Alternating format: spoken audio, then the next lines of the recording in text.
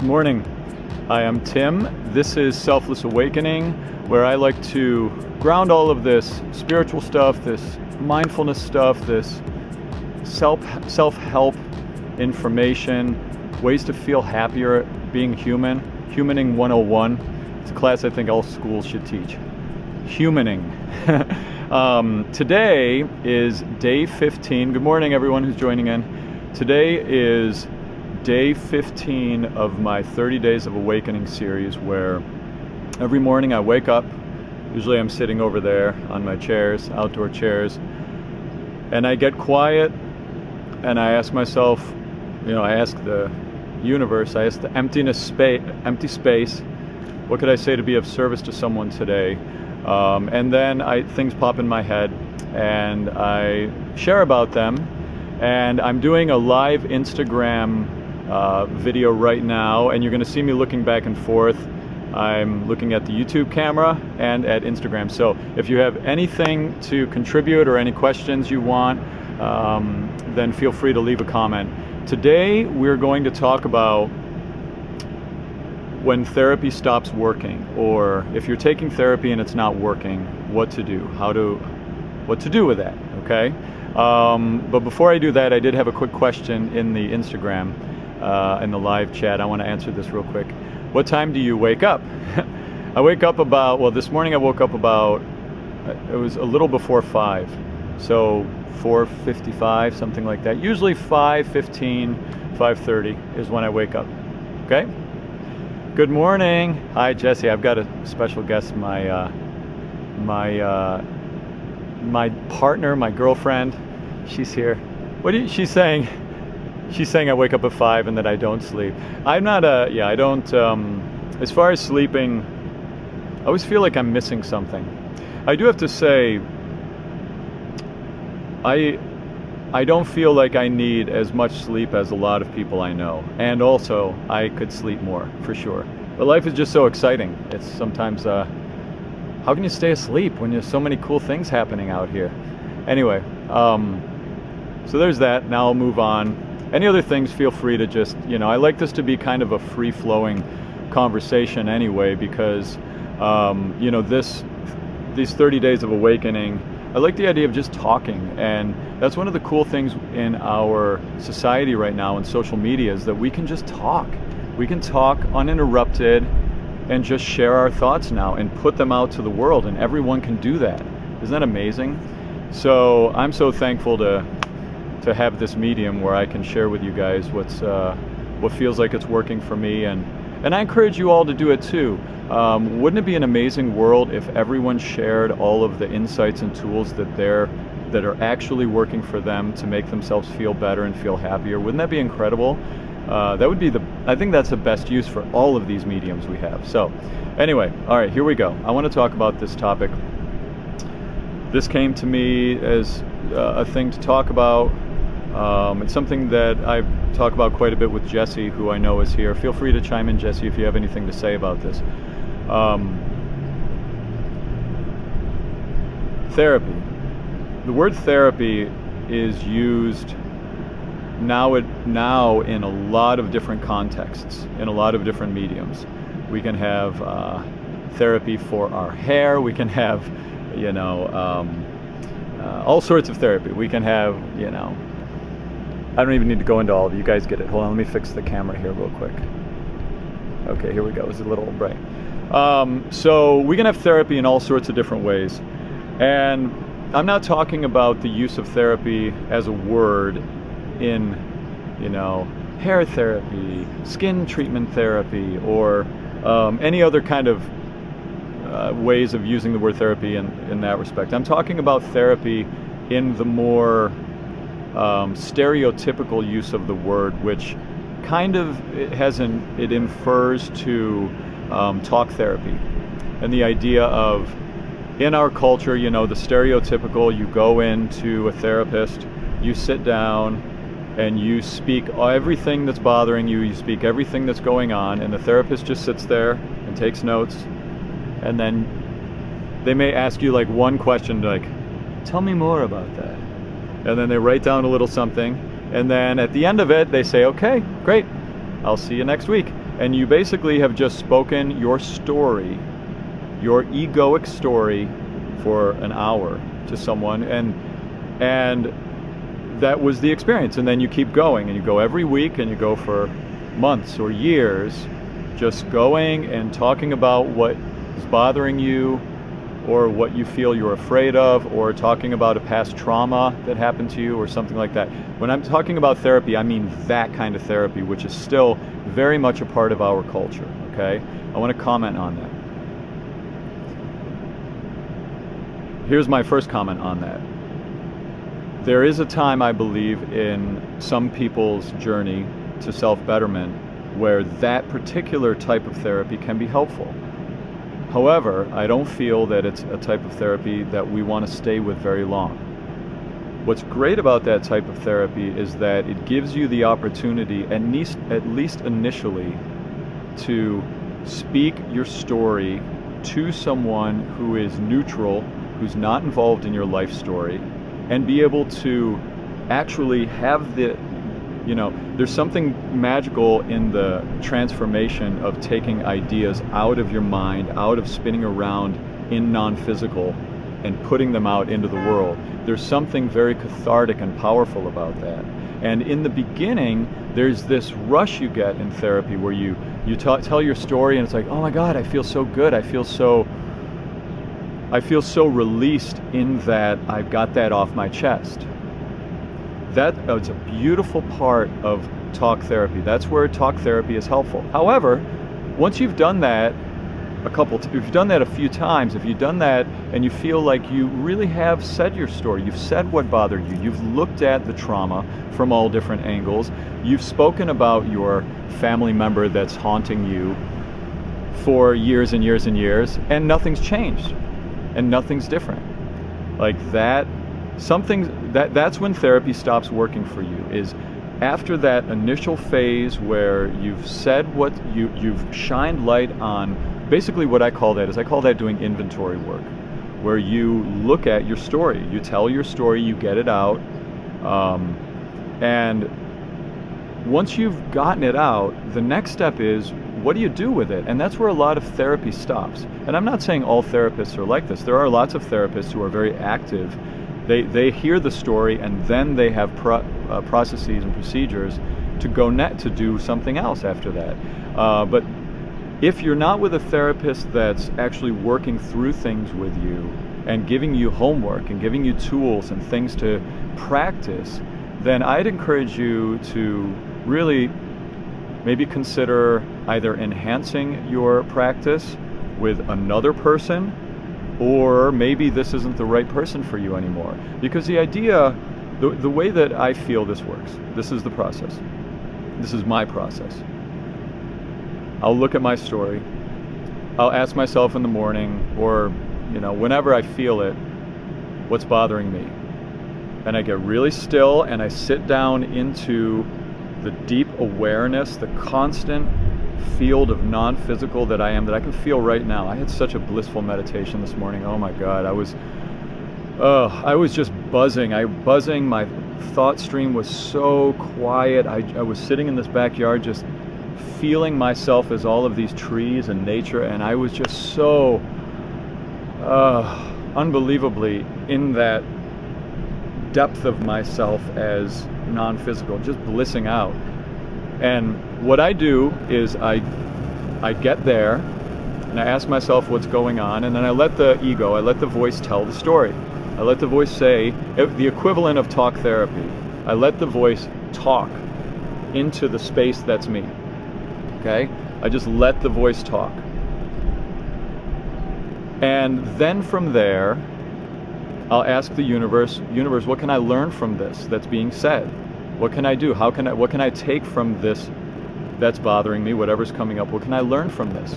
And then I sit, and after the voice is spoken, I ask that question, and I don't immediately try to jump to an answer. I'll just sit and listen. And it's usually a couple seconds into that asking that an idea pops in my head. Well, maybe next time you should consider, or I think this came up because that's a sign that you need to look at this, or whatever's bothering me, there will be something to learn from it. And then in the asking of that, I'll have some insight. And usually in that moment, usually when I just look at it, I feel a peace already around what's bothering me. And then after that, the next thing I do, and then there's a whole other shift as soon as the universe gives me what feels like the clarity of what this thing surfaced for, that I can then move forward with. And by that time, I feel I love whatever the thing was that came up, and then it passes through. You know, it's in the embracing of these things that bother us, and the loving and the accepting and the integrating of them, that they really pass on. Things don't pass on if you aren't ready for them to pass on, if you're holding on to something, you know. And the idea of talk therapy is, if you look at the process the way I'm talking about it, it's kind of the first stage of what I consider to be my process of looking at things that come up and dealing with and moving forward and growing as a human being in my life.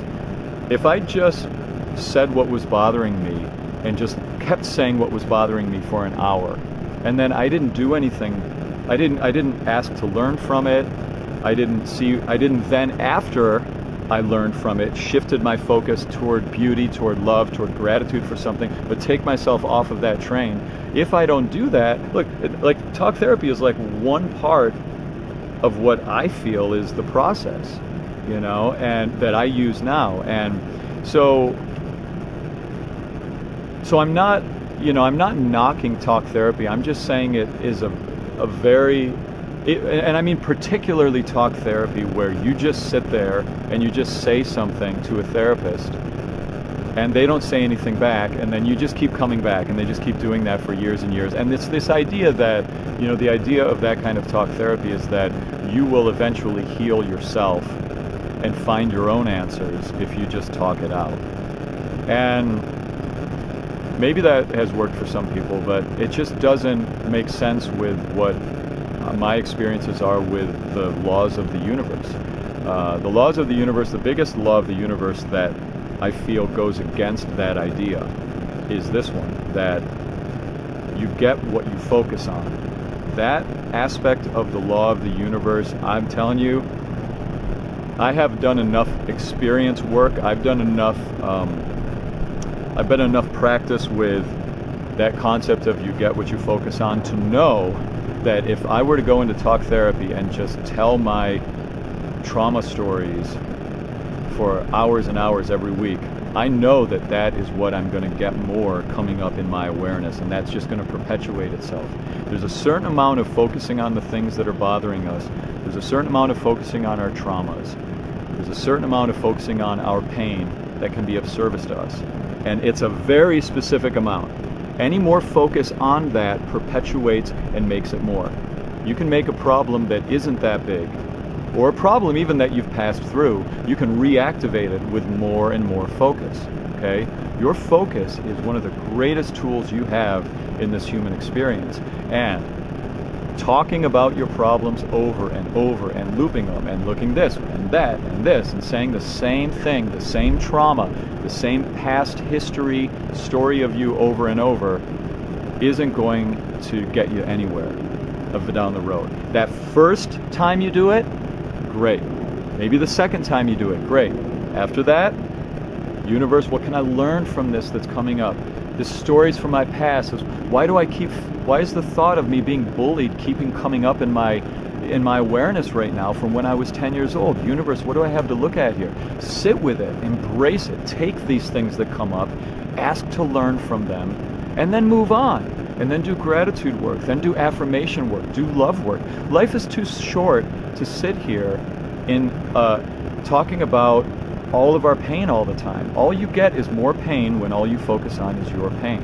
So, if you have a therapist that isn't guiding you, that has already let you tell the story, but they're not doing anything anymore, and they're not providing you with tools to be of service to you feeling better, they're not putting you on the path of people to read. They're not putting you on the path of videos to watch or giving you practices to get deep into that inner part of yourself where there is no suffering. If they're not giving you these tools to get inside of that, they may not be a therapist that even knows those tools. And if that's the case, then leave that therapist. or stop taking therapy and start a spiritual practice. Because I'm telling you, this isn't just, there's so much more than just looking at what your story and just talking about your family or your mom or your dad that did something to you and that they're the root of all your problems. That's not what we're here to do. We are here to transmute and learn from and transcend our stories and embrace our stories so that we can be of service to other people that are going through those things. Because once you get on this awakening journey, you really discover that one of the greatest joys after awakening is to be able to be of service to others. So that's where your story is so powerful. Your stories are powerful to plug into other people that are identified with their stories and help them release themselves from those stories. Okay? So, talk therapy. Go for it. If you've never done it and you feel like, if you've never shared your story to someone and you don't have anyone neutral to talk to, I say go for it. But once you get past that initial stage of sharing, you really want someone that's going to work and help you have tools. And that's the point, okay? There's so many tools out there to make us feel better. There are ways, there's so many tools that I feel more of the focus of any therapeutic process would be to talk about the tools to help us feel better. Tools like gratitude focus. My God, if you're depressed, if you're having a hard time, after you've sat with your story and you've looked at what's bothering you, the next step is start going on a gratitude rampage and just pay attention to how you feel. Like if you sit down for 30 minutes and you're like, I'm thankful for that tree. I'm thankful for this chair. I'm thankful to be breathing right now. I'm thankful for the way the air feels on my skin. Oh, I'm thankful to have a place to sit quietly. If you do that for enough time, just do the experiment. Notice how different you feel. Notice how different you feel if you take deep breaths for 20 minutes and you just focus on how that feels and you take your awareness out of your thoughts into your body. Just pay attention to how that feels. Those are therapeutic. These are tools to feeling better. And that should be a part of therapy. Learning how to look at your fear and have daily inventory work. So you look at your fear, release it, move on, learn from it. These are tools, these are helpful therapeutic tools that your therapist should be telling you. Just talking things out and then walking away and leaving the room having no guidance on what to do for the next week. Once or twice, maybe. After that, you need a new therapist. I'm going to be so bold as to say that, okay? I'm thankful for you, Jesse. Thank you. So there you go. Tools.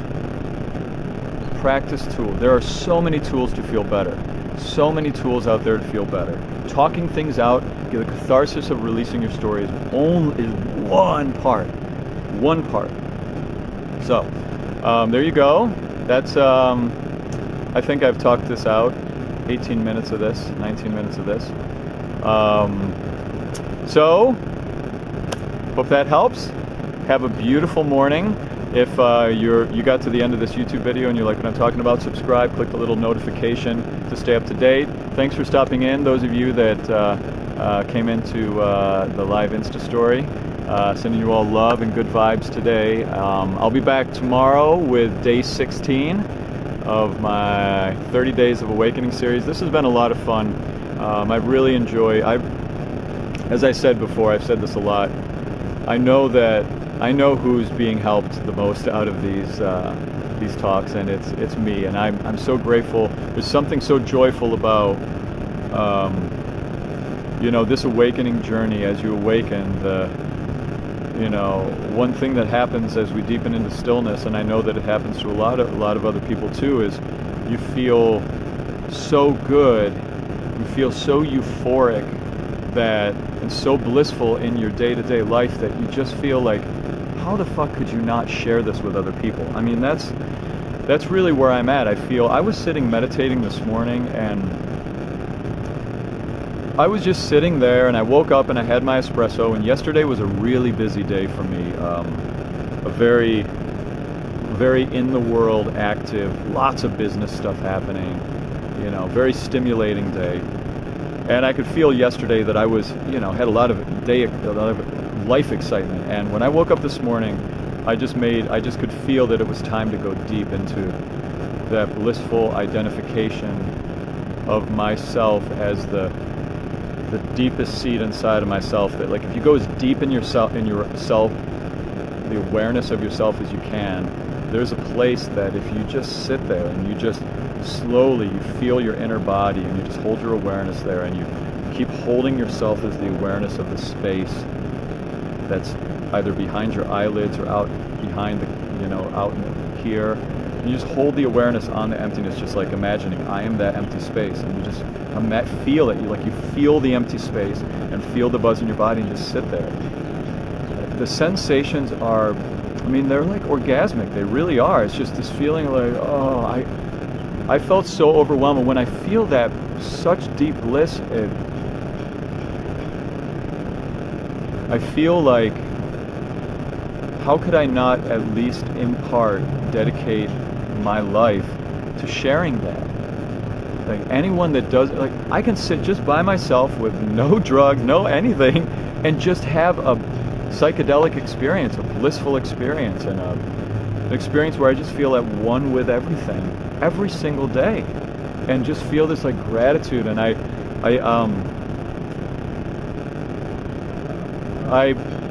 don't know how I could have this experience continued without feeling compelled, like feeling almost an obligation to share about it, and share about how incredible life can be, and share about how beautiful life can feel more and more of the waking hours. I'm 43 years old, and I swear to God, I get happier and happier and more blissful every single moment and day of my life. And I know I've got a lot of time left, and I can't imagine what it's going to be like in 30, 40 years. My God, So, so that's a big part of what this channel is about, is sharing all that. So, there you go.